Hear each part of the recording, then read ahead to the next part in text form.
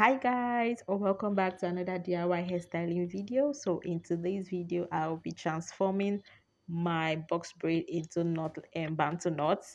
So do well to like my video, subscribe to my channel, share my content if you find it helpful, guys. Let's get into the video.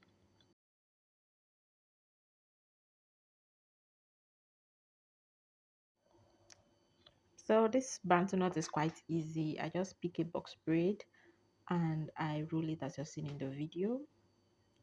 So that's what I'll be doing for every single bit. So guys, if you find this video helpful, do well to like the video, subscribe to my channel, share my content if you find it interesting, guys.